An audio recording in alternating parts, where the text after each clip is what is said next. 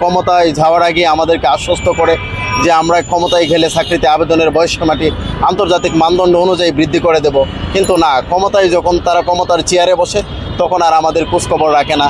একের পর এক আমরা যোগাযোগ করি, কিন্তু আমাদের আসলে এই দাবিটি আলোর মুখ দেখেনি। আপনাদের দাবিগুলো কি একটু বলেন তো? আমাদের দাবিগুলো হচ্ছে চাকরিতে আবেদনের বয়সসীমা স্থায়ীভাবে 35 করা এবং আন্তর্জাতিক মানদণ্ড অনুযায়ী অস্থায়ীভাবে 40 অথবা ব্যাকডেট দিয়ে যারা দীর্ঘদিন যাবৎ রাজপথে লড়াই সংগ্রাম করছে তাদেরকে এই আন্দোলন থেকে মুক্তি দেওয়া। আপনাদের যে এই যে দাবিগুলো, সেই দাবিগুলো নিয়ে আপনারা কি সংশ্লিষ্ট কর্তৃপক্ষের সাথে কোনো যোগাযোগ জি করেছেন? জি আমরা একাধিকবার সংশ্লিষ্ট কর্তৃপক্ষের সাথে যোগাযোগ করেছি। আমরা স্মারকলিপি প্রদান করেছি। জনপ্রশাসন মন্ত্রণালয়ের বাড়ি স্যার জনাব আব্দুল বাড়ি স্যার, ওনার সাথে আমরা একাধিকবার যোগাযোগ করেছি। স্যারও আমাদেরকে আশ্বস্ত করেছেন, কিন্তু শুধু আশ্বস্তই করেন, মূলত আসলে এই দাবিটি আমাদের আলোর মুখ দেখেনি। শুধু আমরা আপনারা কতদিন ধরে আপনাদের এই দাবির জন্য আন্দোলন করছেন? দীর্ঘ 14 বছর, 2012 সালে এই আন্দোলনটি প্রতিষ্ঠিত হয়েছিল। এখন পর্যন্ত এটি চলমান আছে, কিন্তু এই দাবিটি আলোর মুখ দেখেনি। আপনাদের আন্দোলনের উল্লেখযোগ্য কয়েকটি বর্ণনা করেন তো। আপনারা কি কি আন্দোলন করেছেন? আমরা কোথায় কোথায় আন্দোলন করেছেন? আমরা এই আন্দোলন বিগত সরকারের আমলে থেকে নিয়ে এই পর্যন্ত আমাদের এই যৌক্তিক দাবিটি ৭৪ বার জাতীয় সংসদে উত্থাপিত হয়েছে। এতবার উত্থাপিত হওয়ার পরেও এই দাবিটি আসলে আলোর মুখ দেখেনি। আমরা এই ঢাকা বিশ্ববিদ্যালয় থেকে বারবার রাজু ভাস্কর্যের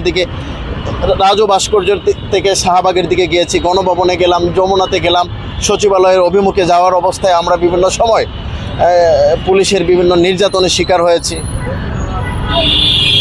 আপনারা এই অবস্থান কর্মসূচি কতদিন করবেন? আমরা এই অবস্থান কর্মসূচি যতক্ষণ পর্যন্ত এই সরকার আমাদের এই দাবিটি মেনে না নেয় ততক্ষণ পর্যন্ত এই অবস্থান কর্মসূচি চলবে। এবং তারই ধারাবাহিকতা 8ই মে আমাদের একটি মহাসমাবেশ আছে। মহাসমাবেশটি কোথায় হবে? এই মহাসমাবেশটি রাজু ভাস্কর্য থেকে আমরা শাহবাগ অভিমুখে রওনা করব। আপনারা রাজু ভাস্কর্য থেকে শাহবাগে যাবেন, এতে কি যথাযথ কর্তৃপক্ষ আপনাদের দাবির ব্যাপারে জানতে পারবেন নাকি? এখান থেকে যতটুকু জায়গা যাওয়ার দরকার, যেখানে যাওয়ার দরকার আমরা সেখানেই আমাদের হাজার হাজার শিক্ষার্থীদেরকে সাথে নিয়ে আমরা সেই জায়গায় যাব। আপনারা টেবিলে কোনো আলোচনা করেছেন কিনা? আমরা একাধিকবার টেবিলে আলোচনা করেছি। আলোচনার ফলাফল কি? আলোচনার ফলাফল 0। আপনারা যে আপনাদের দাবিগুলো নিয়ে আন্দোলন করতেছেন, দাবি আদায়ের ব্যাপারে কতটুকু আশাবাদী আপনারা? আমাদেরকে শুধু আশ্বস্তই করে, আশায় দেওয়া যায়। তখন বাড়ি স্যারের সাথে আমরা 22শে এপ্রিল যখন আমাদের শিক্ষার্থীদেরকে নিয়ে ওনার বাসভবনে সাক্ষাৎ করি, আবার সচিবালয়ে ওনার সাথে দেখা করি, সংসদ ভবনে ওনার সাথে কথা হয়, উনি শুধু আমাদেরকে আশ্বস্ত করেন যে আমাদের এই দাবিটি যৌক্তিক আন্তর্জাতিক মানদণ্ড অনুযায়ী বৃদ্ধি করা হবে। কিন্তু আজকে এই বর্তমান সরকারের 82তম দিন হয়ে গেল, কিন্তু এই দাবিটি এখন আলোর মুখ দেখেনি। ক্ষমতায় যাওয়ার আগে দেখেন আমরা মির্জা ফখরুল ইসলাম আলমগীর স্যারের সাথেও একাধিকবার কথা বলেছি। স্যারেও আমাদেরকে আশ্বস্ত করেছিলেন। হ্যাঁ, আমি একটা ভিডিও দিচ্ছি।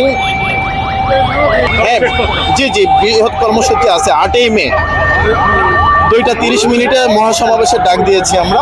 এখান থেকে আমরা সমাবেশ করব।